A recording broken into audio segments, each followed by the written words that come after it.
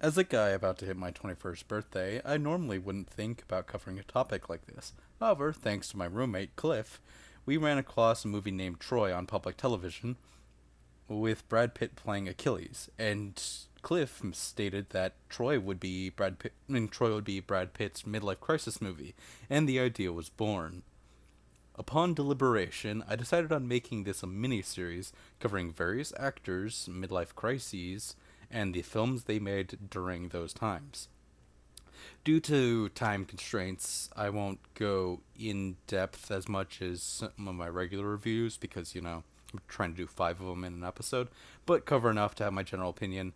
This doesn't mean I will never review these films again in more detail, but some of them I just wanted to state my view on at this point because, I wouldn't talk about them otherwise.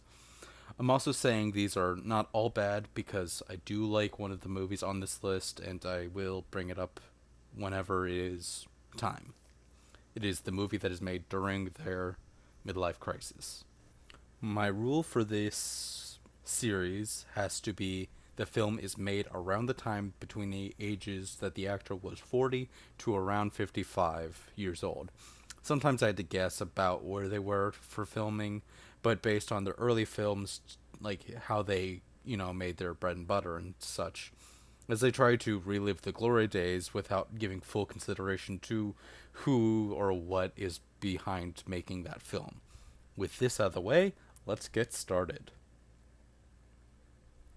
Let's look at Van Helsing first, because Hugh Jackman is my go-to third favorite superhero actor in films today, even though his character is indisposed. The basic plot of Van Helsing is that Van Helsing, played by Hugh Jackman, is sent to help a last of a bloodline so that their entire bloodline that has died can escape purgatory by going to Transylvania and killing Dracula, who is trying to make an army of vampires. Oh, and Helsing has amnesia. Yeah. The biggest issue I have with this movie is how fucking cliche the entire film is. The love side plot is cliche, the amnesia plot is super cliche, and most of the lines are also cliche. The CG is mediocre for the time, even worse now. The action is mediocre, and it was overall a bad film. I don't ever talk in depth as on this one, as it's one of the most not worth being in my time beyond the next film of discussion. But before that, let's talk about why this is the one around the earlier of the actor's career.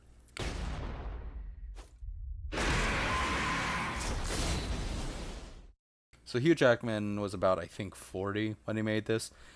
This was like early in his fucking career filmmaking, but it was not early in his career for acting overall, because he did stage acting for a long ass time. And upon X-Men and X2 giving Hugh Jackman his true break and the set role that he would have more popularity for than anything, he decided to role shift into more action films, which led him into doing something like this. Thankfully, he has redeemed himself to me with the movie Logan, one of the few films I have a physical copy of, as well as a digital. Next on our table is Cowboys and Aliens, which is Daniel Craig's midlife crisis film. So let's build up for this one. Quantum of Solace comes out, and there's not another 007 film from our current time for another 4 years. But in between, well, we did get The Adventure of Tintin with him playing Sakharine, but with the amount of time it takes to make an animated film, this could have been made in 2009 to 2010 and only released later due to the amount of animation time. But I'll deem Cowboys and Alien because it is him trying to recreate the action movies that gave him the still current role as Mr. James Bond, at least for now, because, Idris Elba might be in lieu of the role, which, go for it, Mr. Elba. I honestly wouldn't know who else I'd put in the role because most of them would be for the sake of a joke, because I'd love to see Benedict Cumberbatch in that role, but I don't think he could pull off James Bond. Spectre wasn't really a good story, and they're about to hit the next actor button as Craig is getting older.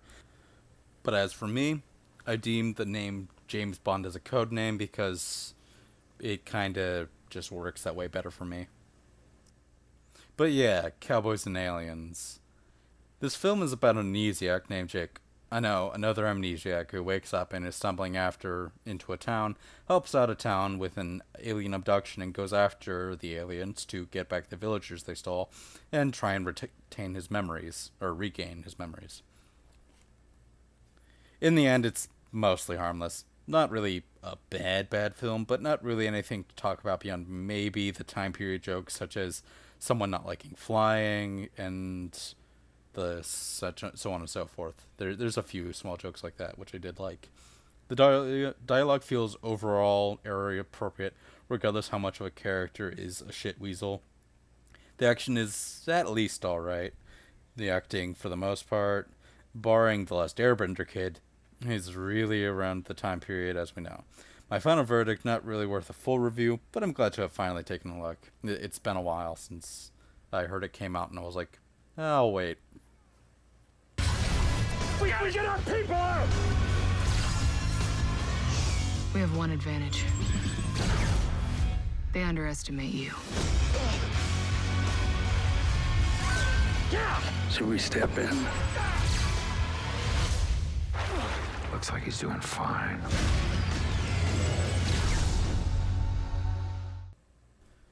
So, I have another problematic opinion to state at this point. The Great Gatsby is one of those books I've never really cared for. I partially read it when I was doing school, and then I noted the rest of it, so I didn't have to do too much on it. So because because Cliff gave me the idea for this overall series, and he actually does like the book, I decided to give it another chance. I wish I had Audible or some shit. Hey, Audible, I'm willing to shill for like $50, which is about the cost of an episode, or about 2 free months of your service. But yeah, I do see where the subtext is in the book, kind of, but it feels more like how people believe that Incredibles is a Randian propaganda type of subtext, where if you see it, it's more about, like, where you came from type of thing instead of, like, that.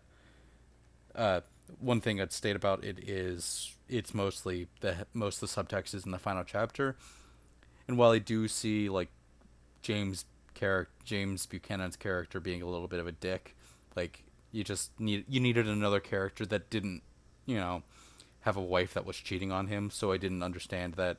So it'd be like, oh, this character doesn't believe that this guy came from wealth at all, and he's not even fucking related to. He doesn't have a fucking horse in this game like James does. My first thoughts are clearly as much as the fucking creators thought about this movie, though. They took the book and copied the basic plot and upped the extravagance to the point of needless fucking CG, which isn't really period appropriate, as well as giving Nick, the secondary narrator, a story arc that's post the incident that is in the book, which is unnecessary. He's supposed to have a few minutes of talking to his possible love interest on a date, and him getting tired of the superficiality of the well-off after no friends of Gatsby show up upon his death. Of course, I think the idea of using riches to buy love is a really outdated concept, and the music really isn't in date or out of it, pulling me into a weird music limbo in, like, I'd say the 50s or so, which kind of draws it pushes me out of it. The film decides to also mix the issues of the 1920s and more modern times, which those problems cannot fucking mix properly without leaving some very weird sentiments. I would probably talk about this at another time, but I don't really feel like I could do it justice without, like, breaking out some more fucking recent issues, which I don't really want to talk about, because I don't really want to bring up politics on my channel that often, because, beyond fuck Nazis, because Nazis are shit. In the end, if you like the book, don't watch this film. It's a waste of time. The actual message is a 20-minute end to a 2-hour eyesore. It's only right. I'm certainly glad to see you as well. So happy together. I wish we could just run away. I've just heard the most shocking thing. You and me! It all makes sense. You can't repeat the past. Can't repeat the past.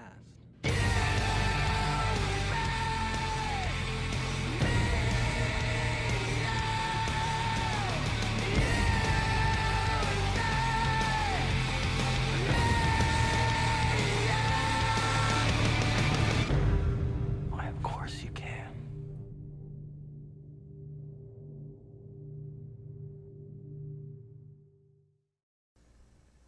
So let's move on from that to a similar story of a man from not as well off meeting a well-off man and the incidents that come to pass after.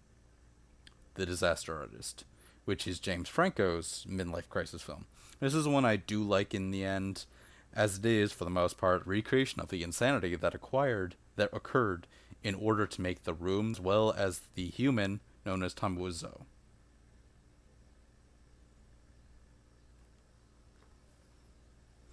I will talk much shorter about this one, but I do like this, a lot.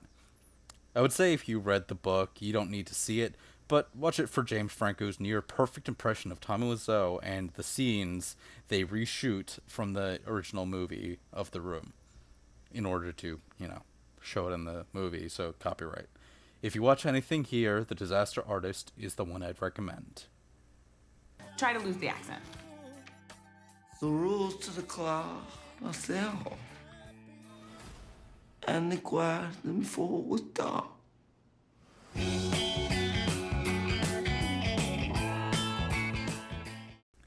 And we have come to the finest cherry in our apple pie. Yeah, I'm using that analogy because it's that fucking out of place in a fucking movie.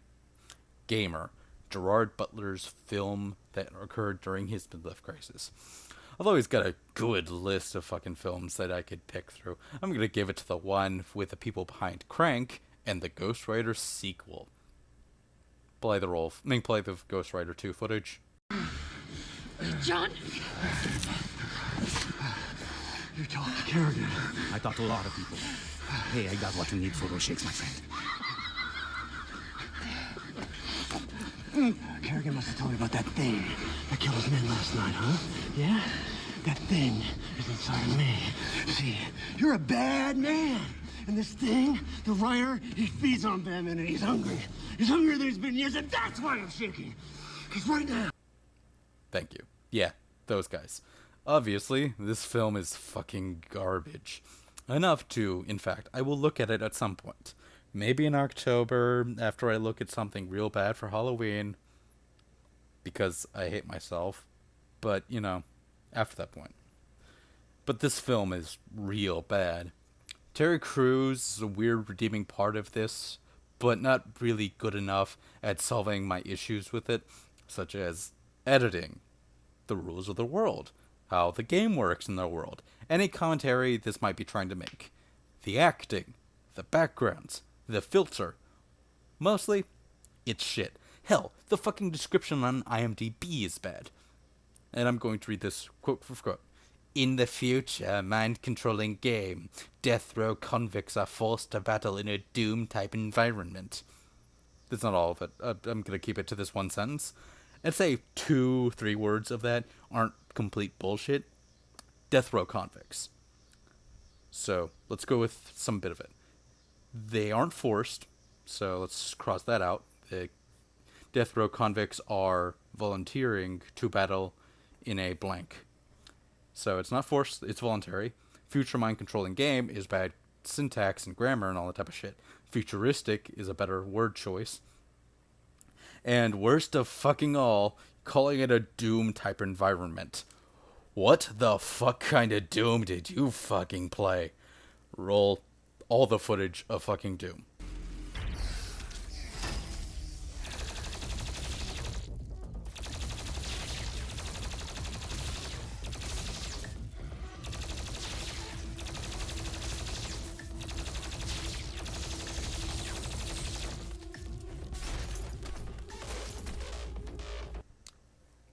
does any of this look like fucking roll the footage of fucking Gamer 2?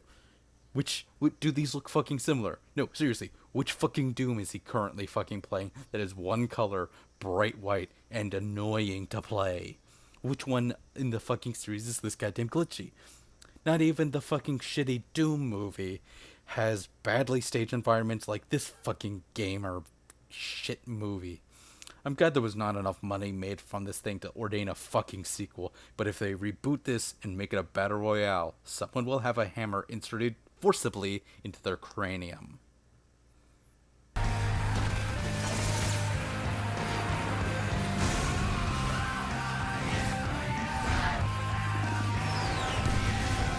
You can hear me. I know you can.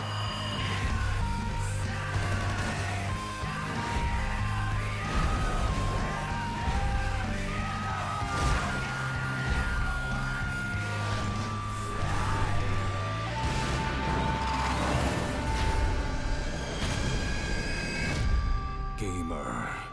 This is not something you can control.